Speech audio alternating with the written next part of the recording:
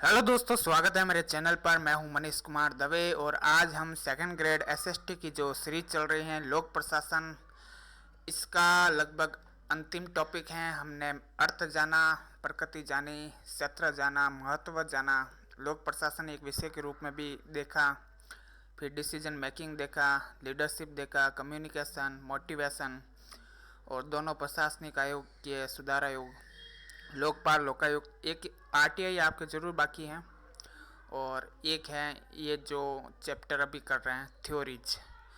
Principal का chapter मैं आपको इसके वीडियो के बाद में बताऊंगा। अभी थ्योरीज करते हैं, ठीक है ना।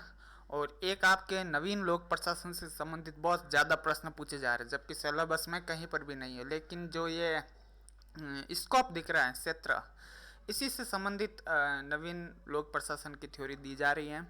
तो मैं इसके बारे में भी पूरा एक वीडियो लेकर आऊँगा। और प्लस आपके हर एग्ज़ाम में दो बुक्स के बारे में पूछा गया है। हर एग्ज़ाम में 8 एग्ज़ाम हुआ टोटल, उसमें दो बुक्स के बारे में पूछा गया है।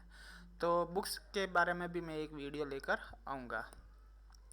तो देखिए, सबसे पहले हम बात करते हैं थ्योरीज की। किसकी?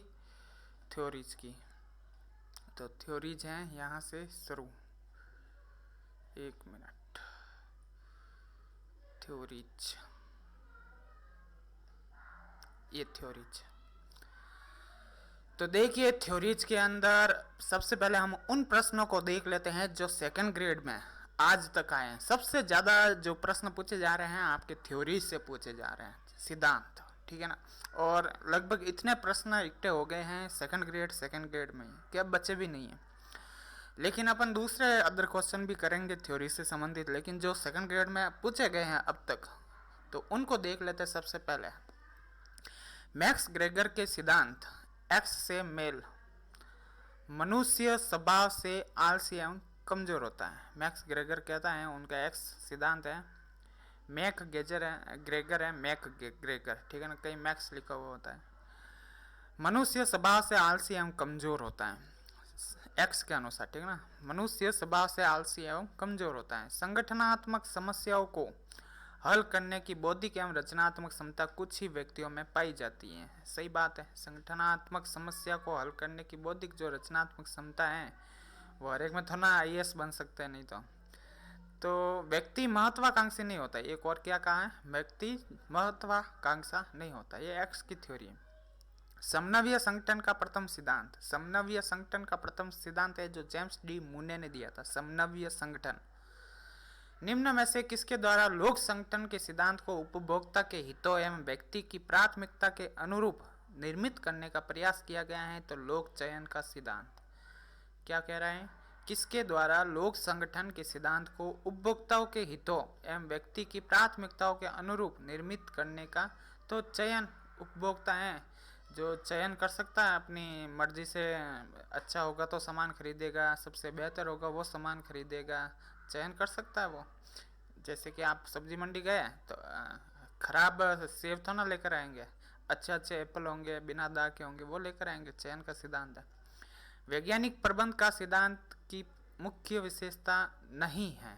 देखिए, ये वाली नहीं है, बाकी सभी हैं। कार्य पद्धति का मानकीकरण, ये वैज्ञानिक प्रबंधन की कार्य पद्धति का मानकीकरण। कामगारों का वैज्ञानिक चयन एवं प्रशिक्षण, प्रबंधकों का कामगारों में सहयोग। जब ये सब चलेंगे तभी कोई कारखाना वगैरह कुछ भी है जो सही रूप से, नियमित रूप से, चाहे वो ऑफिस का संचालन हो, राजनीतिक हो, कुछ भी हो, ये सभी चीज़ें जरूरी हैं। वैज्ञानिक प्रबंध सिद्धांत टेलर का है। सिद्धांत एक्स एवं वाई मैक ग्रेगर का है। द्वि घटक सिद्धांत हर्जबर्ग का है। और व्यवस्था सिद्धांत डेविड ईस्टन का है। व्यवस्था सिद्धांत डेविड ईस्टन का। ये सारे सेकंड ग्रेड में पूछे गए हैं। समूह ही शक्ति है, फेयोल द्वारा प्रतिपादन निम्न में से किस प्रबंध के सिद्धांत में ये विचार अभिव्यक्त होता है? तो esprit D Cowper's, esprit D Cowper's, समूह ही शक्ति है, फेयोल, फेयोल द्वारा दिया गया था, ठीक है। कौन सांगठनिक ढांचे को निर्मित करने में सार्वभौमिक एक सर्वश्रेष्ठ तरीका स्वरूप प्रदर्शित करता है? तो देखिए, नौकरशाही करता है, शास्त्रीय सिद्धांत करता है, वैज्ञानिक। सांगठनिक ढांचे को निर्मित करने में सार्वभौमिक एक सर्वश्रेष्ठ तरीका है, तो नौकरशाही भी एक सर्वश्रेष्ठ तरीका देता है, शास्त्रीय सिद्धांत भी देता है और वैज्ञानिक प्रबंध भी देता है। इनके अनुसार यदि कोई भी करेंगे कार्य संगठन में तो वो सही तरीके से चलेगा। हर्जबर्ग नौकरी संवर्धन का दिया था थ्योरी। मैस्लो आवश्यकताओं का पद सोपान, मैकग्रेगर सिद्धांत एक्स और सिद्धांत वाई, एल डरफर ईआरजी सिद्धांत एल डरफर ने दिया था। अभिप्रेरणा का द्विघटक सिद्धांत किसने प्रतिपादित किया? तो अभिप्रेरणा का जो द्विघटक सिद्धांत है वो हर्जबर्ग ने, अभिप्रेरणा का द्विघटक सिद्धांत। शास्त्रीय सिद्धांत संगठन एक बंद व्यवस्था है। शास्त्रीय सिद्धांत संगठन क्या है? एक बंद व्यवस्था है। संगठन के सिद्धांतों को किसने लोकोक्ति कहकर आलोचना की थी? तो हर्बर्ट साइमन ने लोकोक्ति है। संगठन के सिद्धांतों को क्या बोला हर्बर्ट साइमन ने कि लोकोक्ति है। लोक प्रशासन के विकास के किस काल को सिद्धांतों का स्वर्ण युग कहा जाता है? तो 1927 से 1937। 1948 से 70 तो क्या था? संकट का काल। लेकिन स्वर्ण काल कौन सा है? 1927 से 1937। मतलब सिद्धांतों का, ठीक है ना, ये सिद्धांत महत्वपूर्ण है। इसमें हाइजीन सिद्धांत माना जाता है, दो कारक सिद्धांत। हाइजीन दो कारक सिद्धांत। मानव संबंध सिद्धांत जोड़ देता है। मानव संबंध सिद्धांत लोगों पर, अनौपचारिक समूहों पर, ठीक है ना, लोगों पर, अनौपचारिक समूह पर। संगठन के शास्त्रीय सिद्धांत का मुख्य संबंध औपचारिक संगठनात्मक संरचना, प्रशासन की प्रक्रिया, आर्थिक मानव की अवधारणा और संगठन के सिद्धांत। संगठन के शास्त्रीय सिद्धांत के मुख्य संबंध है, ठीक है ना। आर्थिक मानव की अवधारणा है, प्रशासन की प्रक्रिया है, औपचारिक संगठन संरचना है, संगठन के सिद्धांत है।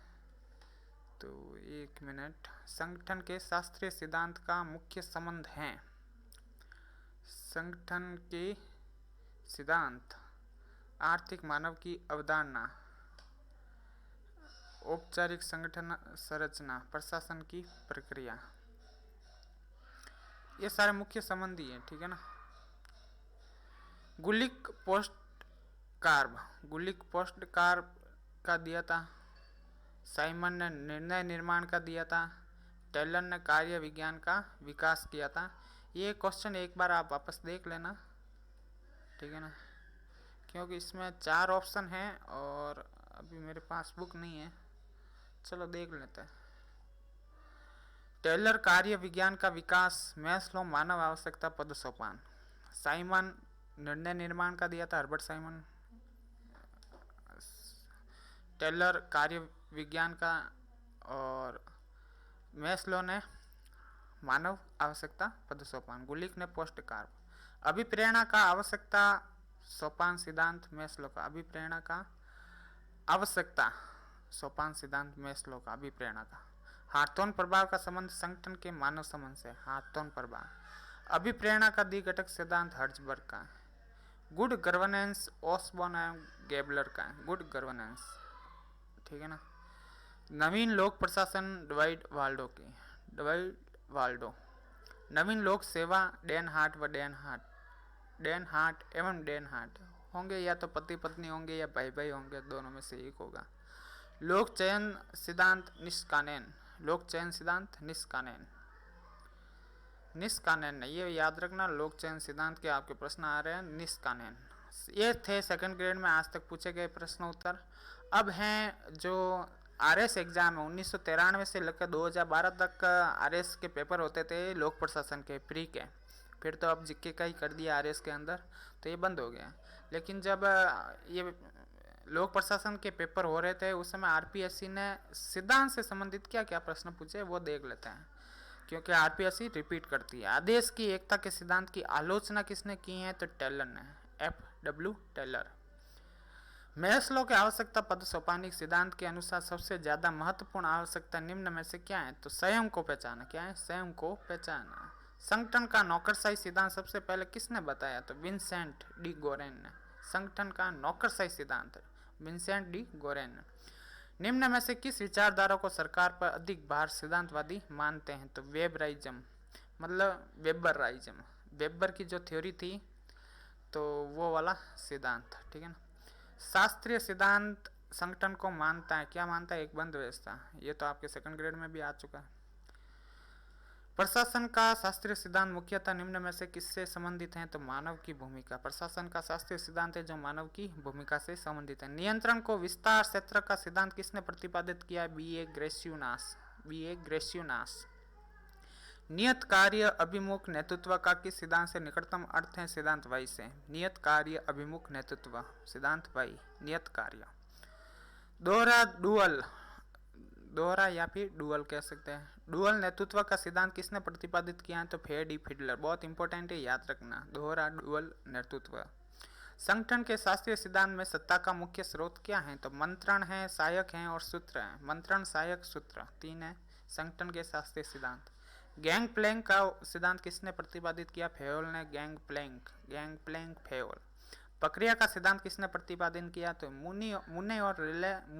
ठीक है ना, मुनी नहीं है, मुने और रेले की थ्योरी बहुत जगह हर एग्जाम में अलग अलग विषयों में पूछी जाती हैं। इसमें भी पूछ सकते हैं। प्रक्रिया का सिद्धांत मुने एवं रेले। एक मान्यता मैकग्रेगर का वाई सिद्धांत है, काम उतना ही स्वाभाविक है जितना खेल और विश्राम। उतना ही काम रहेगा जितना खेल और विश्राम। औसत व्यक्ति उत्तरदायित्व चाहता है। संगठन मनुष्य की क्षमताओं का केवल आंशिक उपयोग करते हैं। संगठन का क्लासिक सिद्धांत बल देता है मैक्रो विचार पर। किस पर? मैक्रो, सूक्ष्म विचार पर। संगठनात्मक प्रभावशीलता पर और कार्यात्मक प्रक्रिया पर। कौन? क्लासिकल सिद्धांत। कार्यात्मक प्रक्रिया, मैक्रो विचार और संगठनात्मक प्रभावशीलता पर। व्यवस्था के विचार संगठन के कंटिंजेंसी सिद्धांत के विकास के लिए मूल संदर्भ संरचना प्रदान करते हैं। क्या है ये? सत्य है। व्यवस्था के विचार संगठन के कंटिजेंसी सिद्धांत के विकास के लिए मूल संदर्भ संरचना प्रदान करते हैं। विल्सन का द्विविभाजन सिद्धांत अंतर बतलाता है राजनीति और। वुडरो विल्सन ने एक सिद्धांत दिया था जिसके तहत राजनीति को प्रशासन से अलग, मतलब राजनीति विज्ञान को लोक प्रशासन दोनों अलग अलग कर दिए थे कि ये राजनीति नहीं है। लोक प्रशासन अलग है, राजनीतिक अलग है। वर्तमान में चयन का निम्न सिद्धांत प्रभाव रखता है योग्यता प्रणाली। वर्तमान में चयन का तो योग्यता प्रणाली। पदोन्नति के दो सिद्धांत हैं। देखो, चयन तो क्या होता है? योग्यता प्रणाली। आपका यदि टीचर में चयन होता है तो योग्यता प्रणाली है। लेकिन पदोन्नति के अंदर दो सिद्धांत काम आते हैं। एक तो वरिष्ठता आती है और एक श्रेष्ठता आती है। अच्छे संचार है तो कौन सा सिद्धांत उपयोगी है? तो प्रतिसंभरण का सिद्धांत। अच्छे संचार है तो संचार भी आपके सिलेबस में वैसे पढ़ा दिया मैंने संप्रेक्षण में। सच्चरिता का सिद्धांत है एवं ध्यान का सिद्धांत है। देखो भाई, ध्यान अच्छे से लगाएंगे तो संचार अच्छा होगा। सच्चरिता का सिद्धांत है। प्रतिसंभरण का सिद्धांत है। अनामता का सिद्धांत प्रत्यक्ष रूप से निकलता है मंत्रिमंडलीय दायित्व सिद्धांत। मंत्रिमंडलीय दायित्व सिद्धांत है जो अनामता का सिद्धांत प्रत्यक्ष रूप से निकलता है। निम्न में से किस एक सिद्धांत का यह मानना है कि मनुष्य में महत्वाकांक्षा का अभाव होता है तथा वे परिवर्तन प्रतिरोधी होते हैं? तो एक्स सिद्धांत मानता है कि मनुष्य महत्वाकांक्षा नहीं होती मनुष्य में, ये इसका मान्य है। वे परिवर्तन प्रतिरोधी होते हैं। सिद्धांत वाई नेतृत्व शैली से संबंधित निम्न कथनों में से कौन सा सही है? तो देखिए, ये सारे सही हैं। यह बेहतर मनोवृत्ति और मनोबल को प्रोत्साहित करती हैं। यह प्रशासन में केंद्र को निरुत्साहित करती हैं। सही है। ये विकेंद्रीकरण को प्रोत्साहित करती है। अधीनस्थों को स्वनियंत्रण के लिए आमंत्रित करती है। ये भी सही है। अधीनस्थ यानी जो नेताओं के अधिकारी होते हैं, आईएएस अधिकारी, तो अधीनस्थों को स्वनियंत्रण के लिए आमंत्रित करती है। ब्रूम का एक्सपेक्टेंसी वैलेंस सिद्धांत ट्रांजैक्शन विश्लेषण पर आधारित है। ब्रूम का जो एक्सपेक्टेंसी वैलेंस सिद्धांत है, बहुत टफ है, नाम भी नहीं पढ़ा जा रहा है, तो ये किस पर है? ट्रांजैक्शनल विश्लेषण पर। संगठन का क्लासिकल सिद्धांत बल देता है विवेकपूर्ण व्यवहार पर, संगठनात्मक प्रभावशीलता पर और कार्यात्मक प्रक्रियाओं पर। अपने सिद्धांतों में रिक्स निम्न में से किस एक उपागम का प्रयोग करता है? तो निगमनात्मक रिक्स। लोक प्रशासन व निजी प्रशासन दोनों में सिद्धांत एक से हैं। कौन अधिक? देखिए, लोक प्रशासन और निजी प्रशासन दोनों में क्या सिद्धांत एक हैं, ये सत्य है। कौन अधिकार के सिद्धांत में स्वीकृति को एक तत्व के रूप में पक्ष तर्क प्रस्तुत करता है? तो साइमन। सिद्धांत एक्स निम्न में से किससे संबंधित है? तो संगठनीय लक्ष्यों को प्राप्त करने के लिए अधिकांश व्यक्तियों को बाध्य, नियंत्रण एवं डराना पड़ता है। औसत मनुष्य निर्देशित होना पसंद करता है। उनकी बहुत कम आकांक्षाएं एवं आवश्यकता होती है। क्या है? एक्स का। निम्न में से कौन प्रशासनिक सिद्धांत पूर्व प्रबल कहलाता है? प्रशासनिक प्रबंध। संगठन का पुराना सिद्धांत विज्ञान नहीं है जैसा अक्सर कहा जाता है, परंतु यह विश्वासों के समूह के रूप में ऐसा धर्मशास्त्र है जो आस्थाओं के आधार पर स्वीकार्य है, न कि आनुभाविक वास्तविकताओं का प्रदर्शन। यह कहा था हर्बर्ट साइमन ने। लिंकिंग पिन प्रारूप लिकट ने, डिसीजन ट्री डंकन ने, गार्बेज कैन प्रारूप काहेन, मार्च एवं आल्सन ने। सिद्धांत एक्स व सिद्धांत वाई मैकग्रेगर ने। मानव संबंध सिद्धांत मानता है कि मनुष्य हैं विषम जातीय। क्या है? विषम जातीय। मैरी पार्कर फॉलेट के अनुसार प्रभावी समन्वय के सिद्धांत हैं निरंतरता, पारस्परिकता और साझा विचार विनिमय। निम्न में से कौन सा सिद्धांत अनौपचारिक संगठन एवं सहभागी प्रबंधन पर संकेंद्रित है? तो मानव संबंध सिद्धांत अनौपचारिक है। मैस्लो के अभिप्रेरणा सिद्धांत से संबंधित निम्न कथनों पर विचार कीजिए। दोनों सत्य हैं। मानव आवश्यकता अलग अलग रुद्ध नहीं होती है। मानवीय आवश्यकताओं का उद्गम कर्मिक होता है।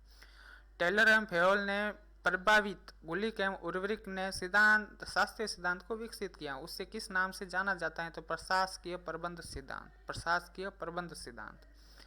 राजनीति प्रशासन द्विविभाजन एक गलत धारणा है जो सिद्धांतकारों एवं व्यवसायों के मस्तिष्क में अनावश्यक अति महत्व की वस्तु एवं एक रूट धारणा के रूप में विद्यमान है। यह किसने कहा था? यह कहा था केवल जे फेडरिक ने कहा था कि जो राजनीति है और प्रशासन है उनका द्विविभाजन एक गलत धारणा है।